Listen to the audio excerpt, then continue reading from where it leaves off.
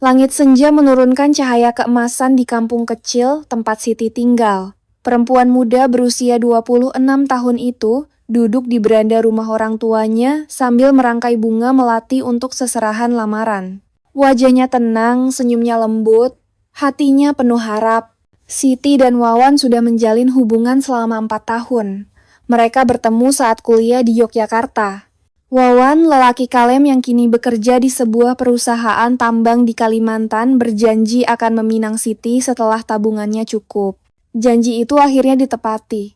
Bulan depan, tepat di hari ulang tahun Siti, pernikahan mereka akan digelar. Undangan sudah disebar, gedung sudah dibayar, dan keluarga besar sudah menyiapkan segala sesuatunya.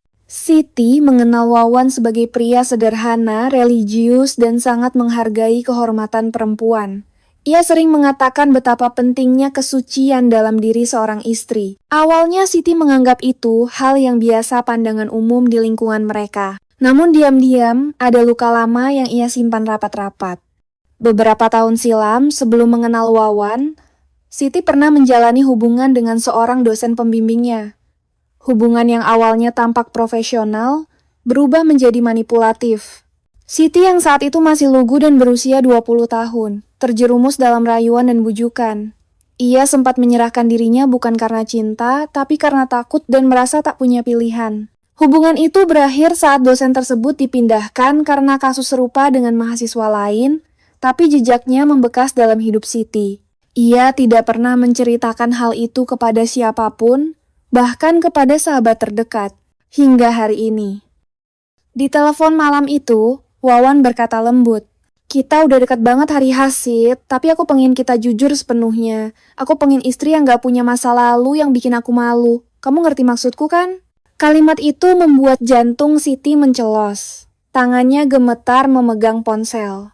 Dan pada akhirnya, dengan suara parau, ia berkata, "Wan, aku nggak sempurna seperti yang kamu harapkan, tapi aku nggak pernah bohong sama kamu. Aku pernah disakiti. Aku nggak seutuh yang kamu kira." Hening. Beberapa detik yang terasa seperti seabad, lalu suara Wawan terdengar pelan tapi tegas. "Maaf Siti, aku nggak bisa." Kalimat itu seperti gemuruh petir yang menyambar di siang bolong. Siti mematung di ujung tempat tidur. Telepon sudah terputus, tapi kata-kata Wawan masih menggema di telinganya. Sejak malam itu, Wawan tak menghubunginya lagi. Esoknya, keluarga Wawan datang ke rumah membawa kabar, pernikahan dibatalkan. Alasan yang disampaikan katanya ada masalah pekerjaan mendadak, tapi Siti tahu itu bohong. Ia tahu semuanya berawal dari pengakuannya malam itu. Ibunya terisak ketika para tetangga mulai bertanya. Ayahnya yang jarang bicara hanya menggeleng sambil menatap kosong. Siti tak menyalahkan mereka, ia menyalahkan dirinya sendiri. "Kenapa aku jujur?" batinnya bergemuruh. Tapi lebih dari itu, muncul luka baru. Kenapa dia tak bisa menerima aku setelah semua yang sudah kami lalui bersama? Siti tak keluar rumah selama seminggu. Undangan yang sudah tersebar menjadi bahan gosip. Dari balik tirai jendela, ia mendengar bisik-bisik warga. Katanya sudah rusak sebelum nikah. Pantas saja calon suaminya mundur. Cantik tapi nggak bersih. Kalimat-kalimat itu menusuk lebih dalam daripada penolakan Wawan. Siti menatap wajahnya di cermin. Wajah yang dulu ia banggakan kini terasa asing. Kenapa dunia selalu menghakimi perempuan dari masa lalunya, pikirnya. Ia memandangi tumpukan seserahan yang tak jadi digunakan. Gaun pengantin tergantung di balik pintu putih, indah, tapi kini tak lebih dari simbol luka. Malam itu, ia duduk di pelataran rumah bersama Sari, sahabatnya sejak kecil. Sari menggenggam tangan Siti. "Kamu korban, Sit. Kamu bukan perempuan rusak. Kamu perempuan kuat yang berani jujur." Dia yang terlalu dangkal untuk memahami. Siti menunduk. Air matanya mengalir tanpa suara. "Aku mencintainya, Sar. Aku benar-benar membayangkan hidup bersamanya. Tapi cukup satu kalimatku dan dia pergi." Sari memeluknya. Siti sadar, rasa sakit ini bukan hanya tentang cinta yang kandas, tapi tentang harga dirinya yang diinjak, tentang luka lama yang ditelanjangi, dan tentang dunia yang lebih kejam kepada perempuan yang berani jujur. Dan di titik itu, ia tahu, ia harus berdiri. Bukan hanya untuk dirinya, tapi untuk semua perempuan yang pernah diperlakukan sama. Siti menatap matahari pagi yang terbit pelan di balik pegunungan. Udara dingin menyelimuti kulitnya, tapi hatinya terasa hangat untuk pertama kalinya setelah berminggu-minggu. Ia memutuskan untuk kembali bekerja di lembaga swadaya masyarakat tempat ia dulu menjadi relawan. Di sana, Siti mulai aktif mengisi kelas-kelas penyuluhan tentang kekerasan terhadap perempuan, pendidikan kesetaraan, dan pentingnya membela diri dari stigma. Beberapa teman menghindar, tapi lebih banyak perempuan yang datang padanya menangis, membuka luka, dan menemukan kekuatan melalui kisah Siti. Namanya perlahan mulai dibicarakan bukan sebagai mantan calon pengantin yang batal nikah, tapi sebagai perempuan yang tangguh.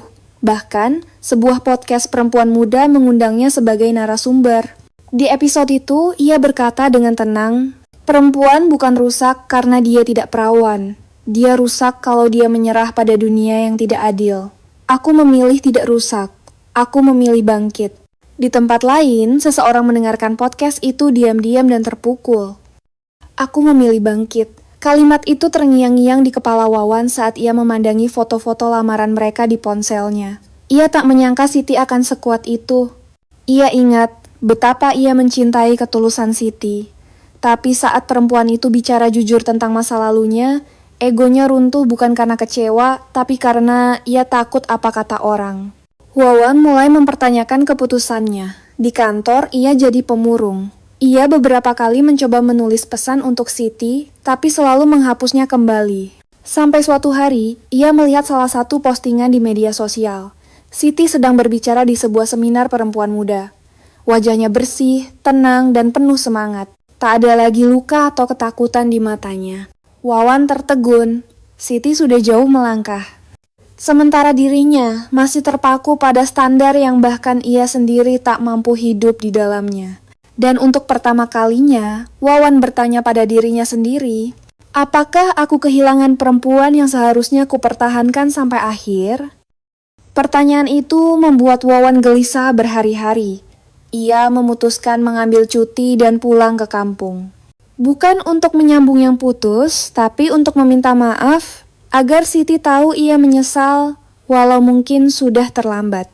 Sementara itu, Siti sibuk menyiapkan acara komunitas pertamanya, sebuah forum kecil untuk para penyintas kekerasan berbagi pengalaman. Ia tak tahu bahwa seseorang akan hadir tak diundang hari itu.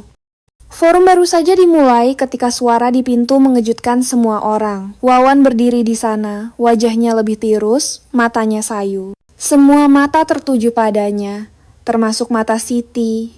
Wawan menunduk, berjalan perlahan ke depan ruangan, lalu berkata lantang, "Saya tidak akan bicara banyak, tapi saya ingin seluruh dunia tahu. Saya adalah laki-laki yang memilih pergi, karena satu kalimat jujur dari perempuan yang saya cintai. Dan hari ini, saya datang bukan untuk melamarnya kembali. Saya datang untuk mengatakan, saya salah, dan saya bangga dia tak hancur karena saya. Dia bangkit, dan saya hanya bayang-bayang di belakangnya." Ruangan hening. Siti menatap Wawan bukan dengan marah, bukan dengan harap, tapi dengan mata yang sudah damai. Setelah acara usai, Wawan mendekati Siti. "Kalau kamu izinkan, aku cuma mau bicara sekali," katanya. Siti mengangguk. Mereka duduk berdua di bangku taman depan balai desa. "Aku menyesal, Sit, tapi aku sadar. Aku mencintaimu karena siapa kamu hari ini, bukan untuk membawamu kembali. Aku cuma mau bilang, maaf dan terima kasih sudah mengajarkanku jadi manusia."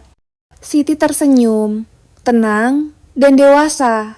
"Terima kasih juga, Wan.